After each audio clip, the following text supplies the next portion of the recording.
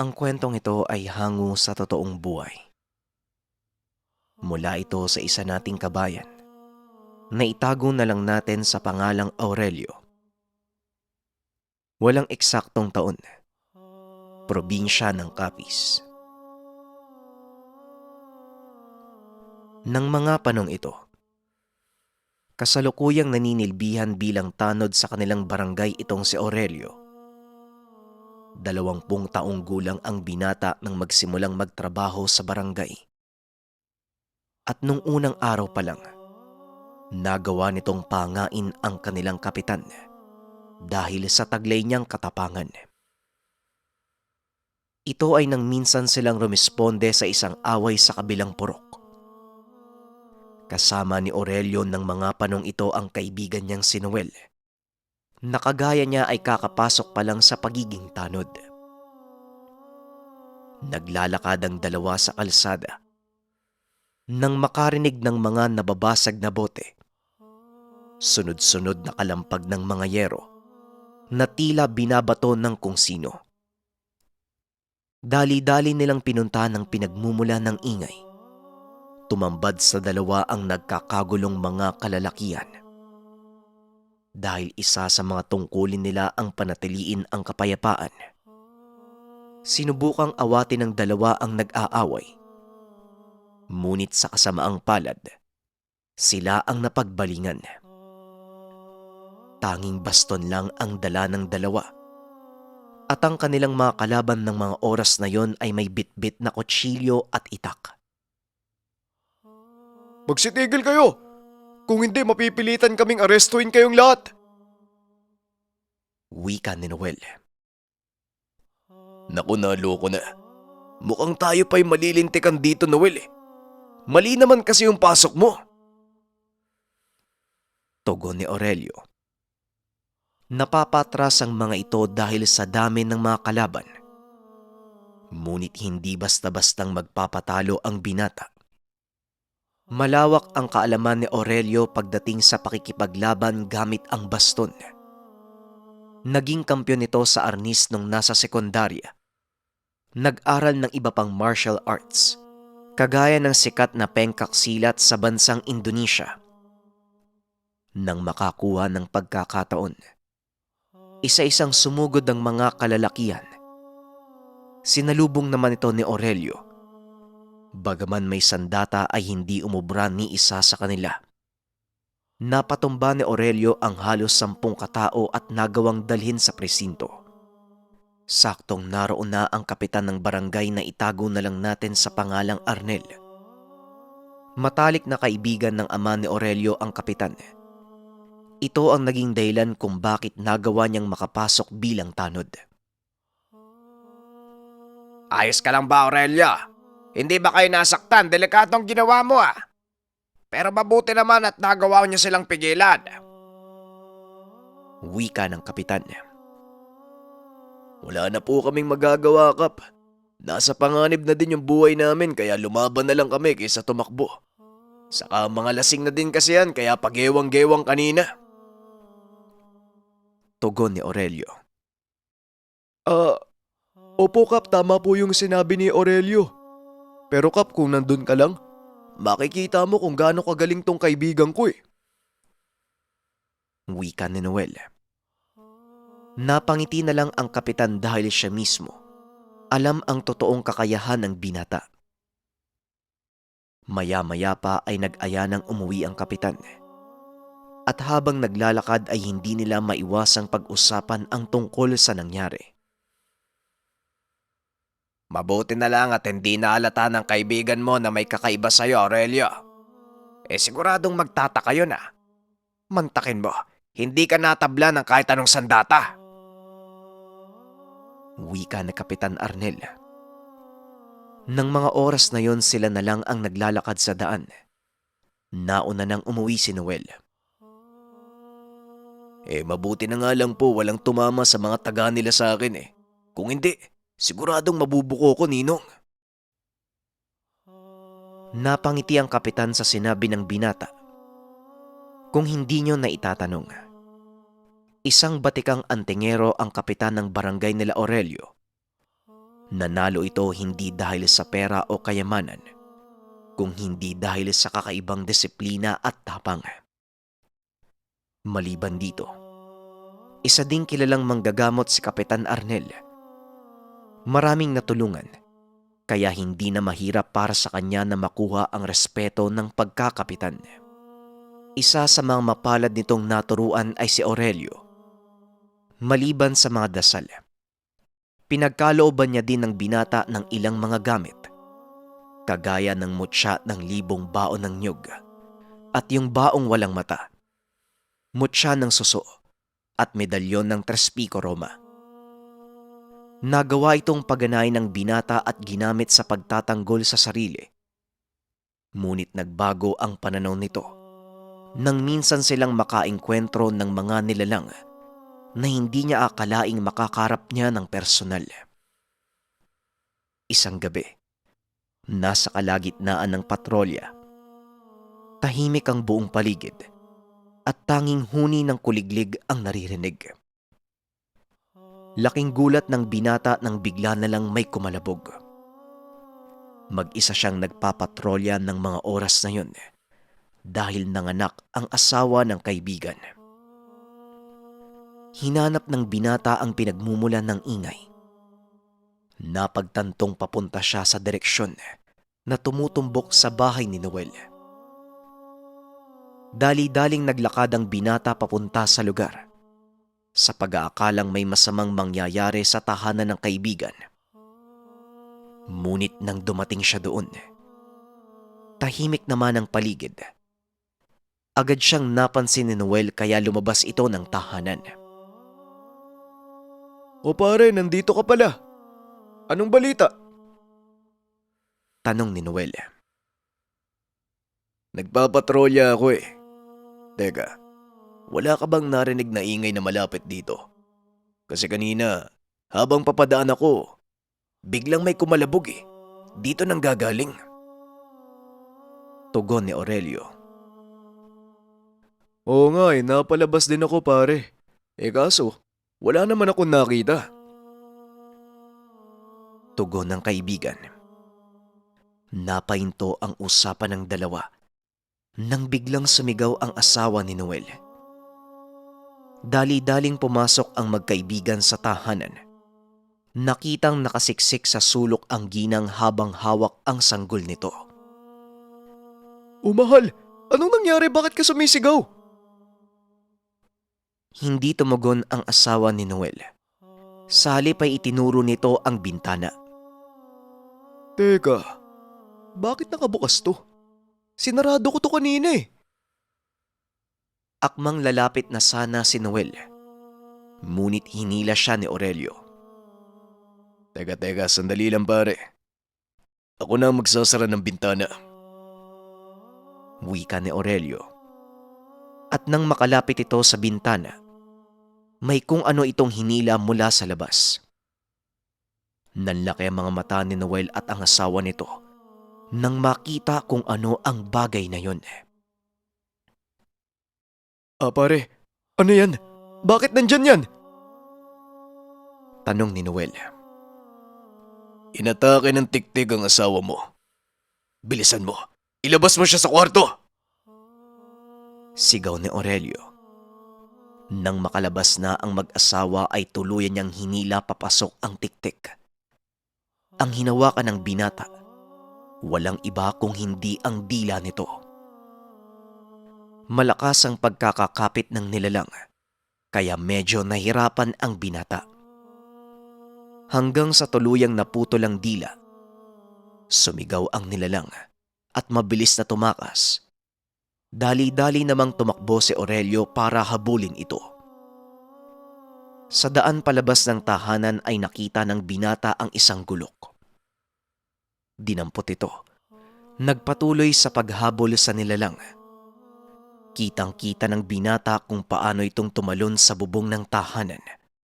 Sinundan niya ito hanggang sa madako sila sa masukal na kawayanan sa gawing dulo ng bayan. Alam ng binata na maaaring teritoryo ng tiktik ang lugar na ito. Kaya bago siya pumasok sa lugar, Nag-usal muna ito ng pangproteksyon. Hinaplos ang tangang mutya ng libong bao ng niyog. Habang naglalakad, paulit-ulit niyang inuusal ang susi ng orasyon ng Trespiko. Pagdating sa kalagitnaan ng kawayanan, huminto ang binata at nakiramdam. Wala itong ingay na naririnig. Maging ang pag-ihip ng hangin ay nakisama sa katahimikan ng gabi. Napakadilim sa lugar, at ang tanging inaasahan ni Aurelio ng mga sandaling iyon ay ang talas ng pakiramdam. Pigil hininga ang paghinga ng binata, at ang tanging naririnig niya ay ang malakas na tibok ng puso. Ilang sandali pa ang nakalipas. Tuluyan ng nabasag ang katahimikan. Isang kaluskos ang narinig ng binata mula sa likuran. Dali-dali itong lumingon. Inumang ang hawak na gulok sa pinagmumula ng kaluskos. Sa kasamaang palad ay walang nagpakita sa kanya.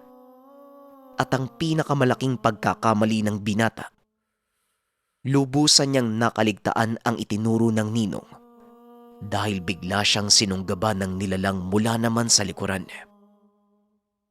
Sa mga hindi nakakaalam, ang tiktik ay uri ng aswang na ang tanging pagkain ay mga sanggol ng bagong silang o hindi kaya naman yung nasa sinapupunan pa lamang. Ginagamit nila ang mahabang dila upang dukutin ito sa tiyan ng kanilang mga biktima. Patuloy na naglaban ng dalawa sa lupa. Medyo malakas din ang nilalang sa kabila ng payat nitong pangangatawan. Madulas ang balat nito na punong-puno ng kaliskis. Kung titignan ay maaaring maihalin tulad sa ahas.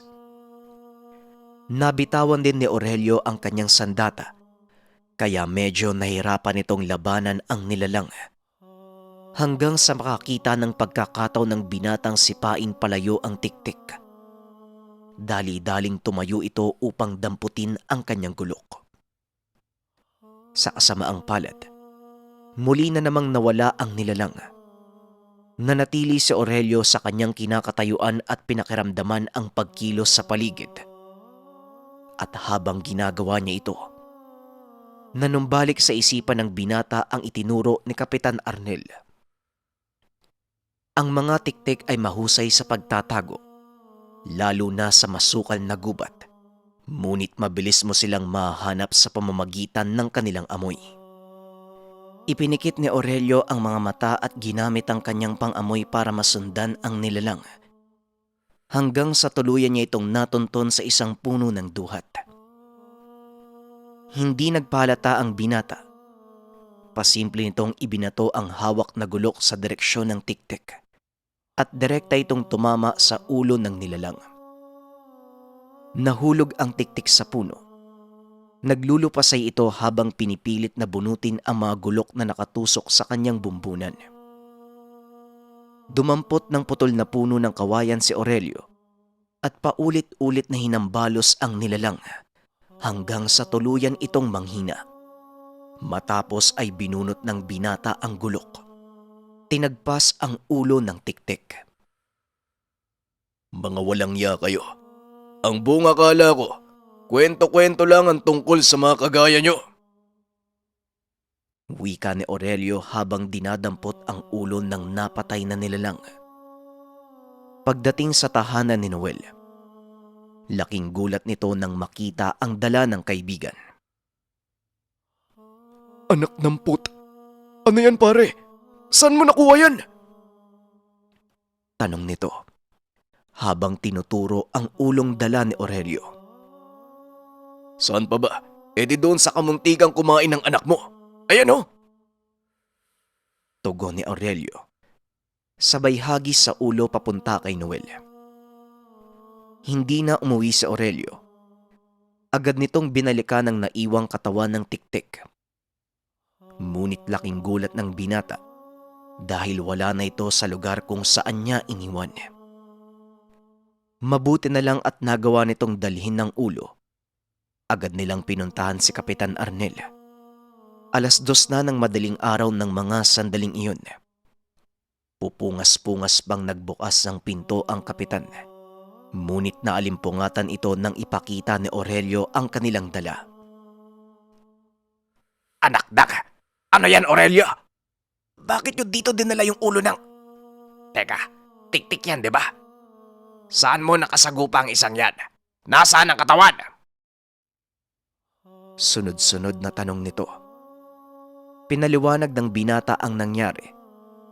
Laking gulat ni Aurelio sa naging tugon ng kapitan. Malaking pagkakamali ang pag-iwan mo ng katawan ng nilalang. Kung saan mo siya napatay, Aurelio, dapat sinunog mo kaagad. Paniguradong hahabulin ka ng mga Panginoon ng tik-tik na yan. Wika ng kapitan. Panginoon, ang buong akala ko, mag-isang kumikilo sa mga tik-tik. Tanong ni Aurelio. Hindi, iho. Ang mga tik-tik ay naninilbihan bilang mga espiya at tagatugi sa mataas na uri ng mga aswang. At sigurado kung sa mga oras na ito, alam na nila na ikaw ang pumatay sa nilalang na yan. Tugon ni Kapitan Arnel. Sa pagkakataong ito, hindi na napigilan ni Noel ang magsalita. Teka, Kap. Aswang?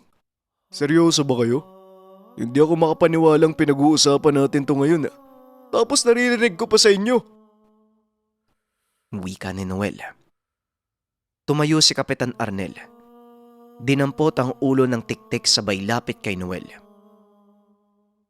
Ano sa palagay mo ang isang ito, Noel?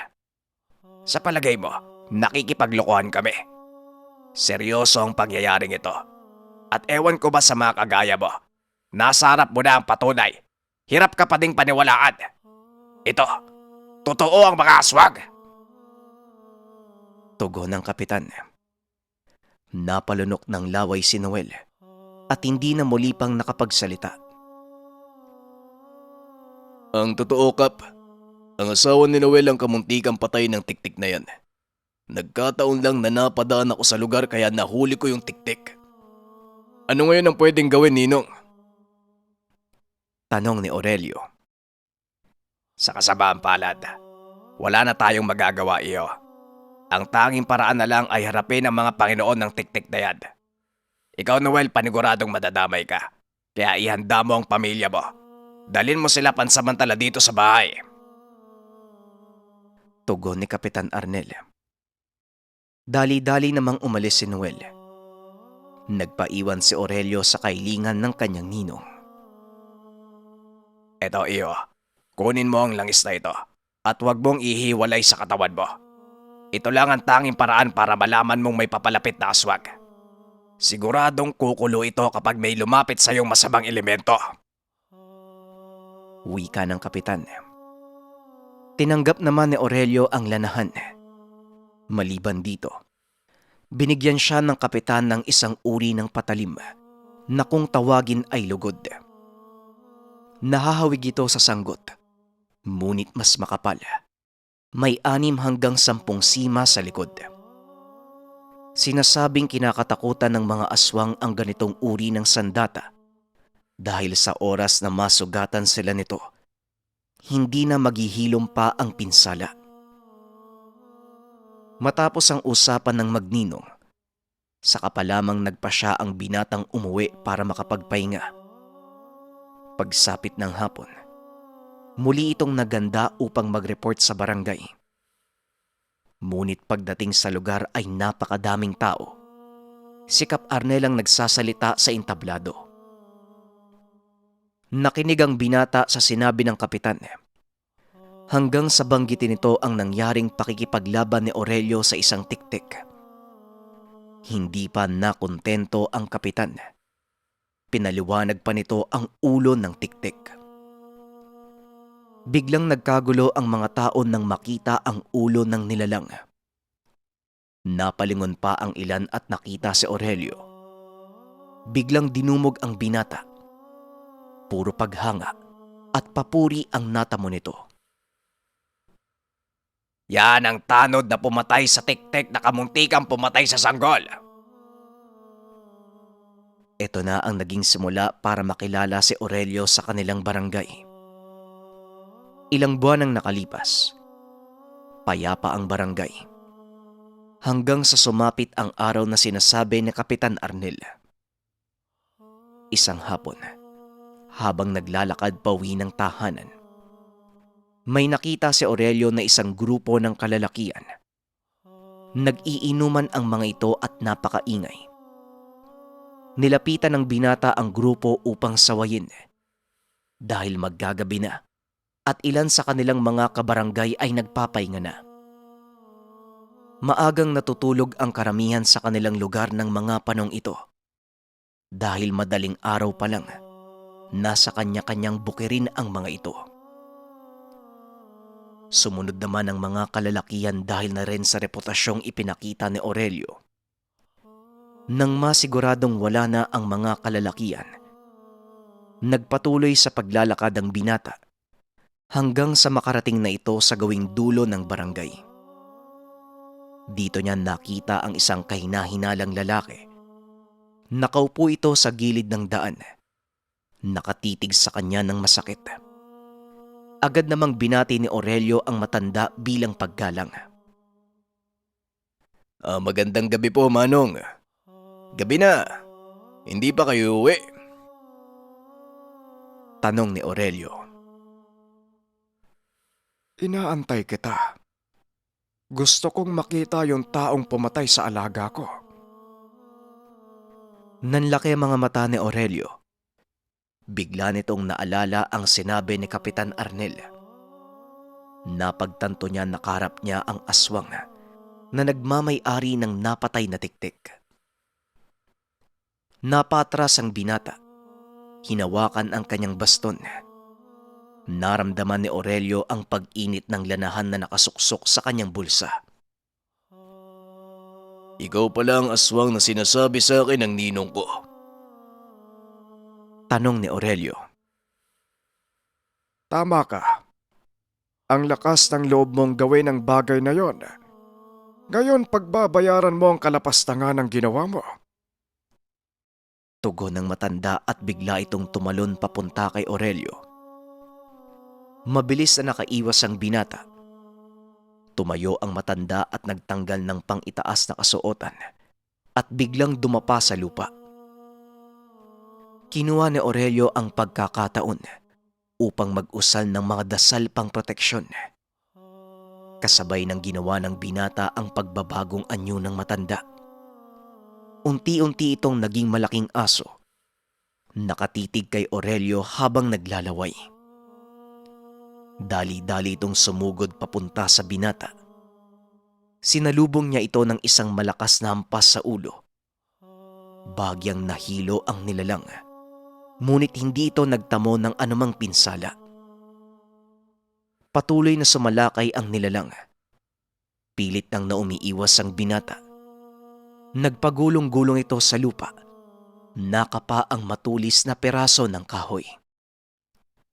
Dali-daling tumayo si Aurelio. Inumang ang hawak na tulos sa nilalang at inantay na sumugod. Dali-daling tumakbo ang nilalang papunta sa kanya. At nang makalapit ito, buong lakas ay tinarak ni Aurelio ang kahoy sa katawan ng matanda at itinulak ito papunta sa puno. Tumusok ang dulo ng kahoy sa puno. Nahirapang makalis ang nilalang. Dinukot ang lanahan sa kanyang bulsa. Tinanggal ang takip nito at sinaboy sa nilalang. Naglupasay ang aswang dahil sa naramdamang init. Napaso ang balat nito hanggang sa tuluyang maagnas. Bagaman wala na itong balat, buhay pa din ito. Ilang sandali pa ay dumating na si Kapitan Arnel. May dala itong gulok na kaagad inihagis kay Aurelio. Walang pagdadalawang isip na tinagpas ng binata ang leeg nito na naging sanhi ng agarang pagkamatay ng aswang. Aba, nagkita na pala kayo. Kaninang umaga ko pa nararamdaman ang presensya nito eh. Wika ni Kapitan Arnel. Oo nga, Ninong. Pero kahit napatay ko tong aswang na to, marami pang dadating. At hindi ako hihinto hanggat hindi ko sila nauubos. Maraming salamat sa pakikinig ng ating kwento. Bagay na tandaan natin sa storya na to yung pinaliwanag yung tungkol sa katangian ng tiktik. Magandang alam natin yung mga ganitong uri ng impormasyon kasi malay nyo, buntis yung mga asawa nyo o kapamilya, pwede nating gamitin ang kaalaman para sa kanilang kaligtasan. Ang sabi dito, ang kinakain nila yung bagong silang o yung mga sanggol na nasa loob ng sinapupunan. Kaya iba yung pag-iingat ang kailangan sa mga ganitong panahon para sa mga nagbubuntis. At kung sakaling makaengkwentro naman tayo ng tiktik, sinabi din sa kwento na napakahirap nilang hanapin sa gubat, pero madali silang mahanap sa pamamagitan ng amoy. Ito yung palagi kong sinasabi sa mga nakaraang kwento, kapag meron na kayong naamoy na kakaiba. Iba kasi yung amoy ng nilalang eh. Masakit sa ilong saka sa sikmura. Mag-ingat na kayo. O kung hanggat maaari, umalis na sa lugar. Muli maraming salamat sa pakikinig ng ating kwento. Paalam.